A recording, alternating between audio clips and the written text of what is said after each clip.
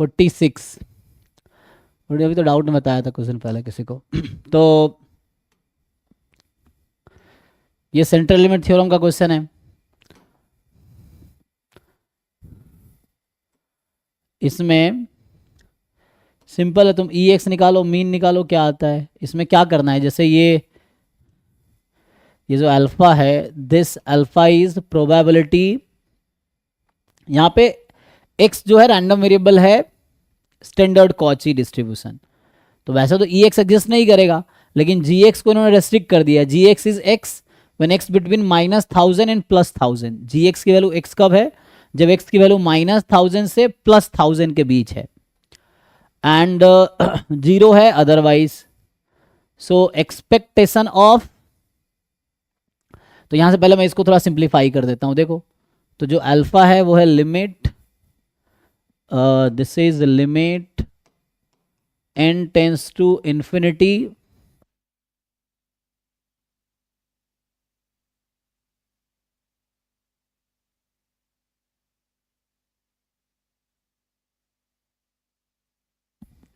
तो यहां से आ जाएगा limit n tends to infinity probability. इसको एक काम करो है ना, अभी n वाले को उधर शिफ्ट कर दो, तो ये हो गया summation g of X I more than, इसको उधर ले जाते हैं, n की power 3/4 upon 2 i from 1 to n।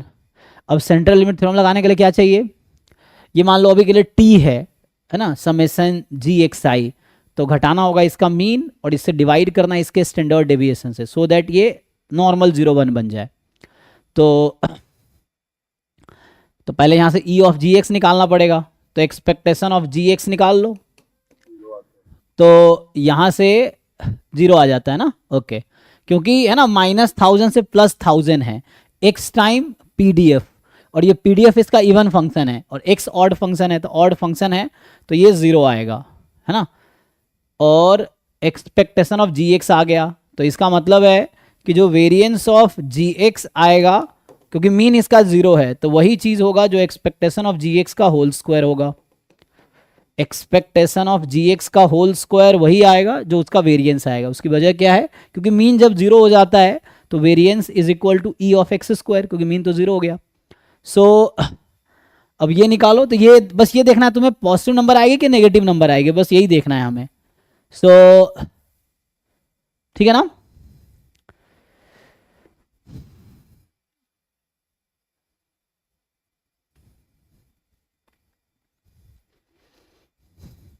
तो क्या करोगे, जी एक्स की वैल्यू x है, जी एक्स एक्चुअली x है, लेकिन x पूरे r पे नहीं है। जब x की वैल्यू -1000 से +1000 है तब जी एक्स x है, बाकी 0 है।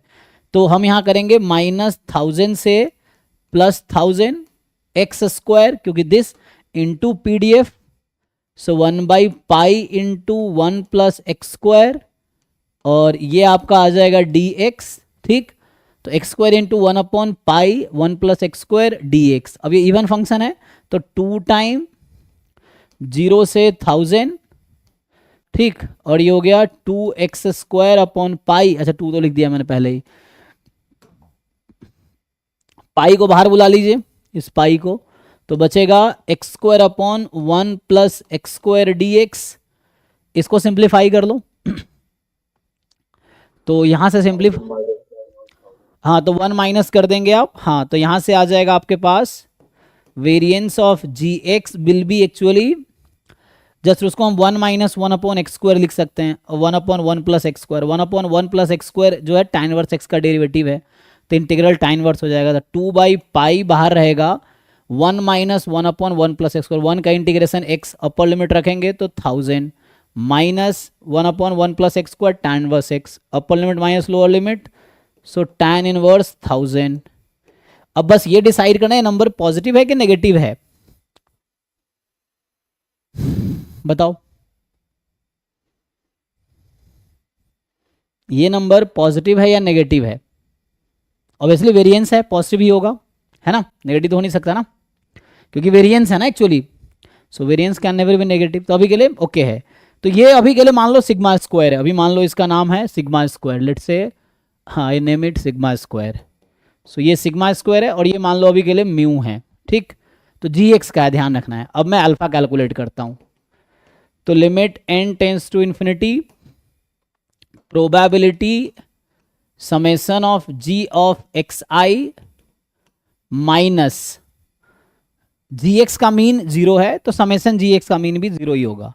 तो 0 upon root under summation G X का वेरिएंस, जी एक्स का वेरिएंस है सिग्मा स्क्वायर, यहाँ पे जो इसका नाम मैंने सिग्मा स्क्वायर रख दिया है।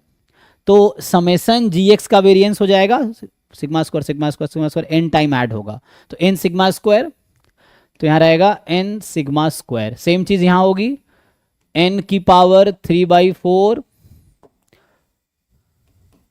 ठीक है, अपॉन 2, 0 घटाएंगे तो कोई फर्क पड़ेगा नहीं, तो 0 ऐसे ही रहेगा, अपॉन, तो डिवाइड करते हैं, डिवाइड करेंगे root under N sigma square से, ठीक। तो सिग्मा स्क्वायर ये नंबर है, सिग्मा बाहर कर सकते हैं। अब तुम देखो ये क्या होगा, so by central limit theorem this will be Z standard normal. तो अब आपके पास आ जाएगा alpha is limit N tends to infinity Z more than, अच्छा लिमिट तो गायब हो गया, अब लिमिट मैं पुट कर दूंगा तो हम इसकी जरूरत नहीं पड़ेगी, है ना।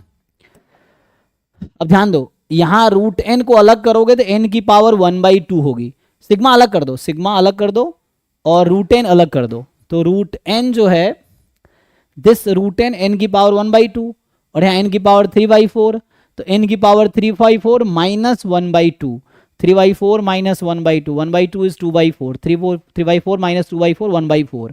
तो एन टेंस टू इन्फिनिटी पे ये नंबर क्या बनेगी, बस तुम्हें यही देखना है कि what will be this number as N tends to infinity. तो ये होगा प्लस इन्फिनिटी हो जाएगा, क्योंकि एन की पावर 3/4 है, एन की पावर 1/2 है, न्यूमरेटर में जाएगा 1/2, और z more than infinity, z normal 0 1 है, इसका सपोर्ट माइनस इन्फिनिटी से प्लस इन्फिनिटी होता है, तो इन्फिनिटी से ज़्यादा होने की प्रोबेबिलिटी 0 है, तो अल्फा की वैल्यू 0 आ गई। तो अल्फा 0 है तो 100 अल्फा भी 0 होगा। तो जस्ट सेंट्रल लिमिट थ्योरम,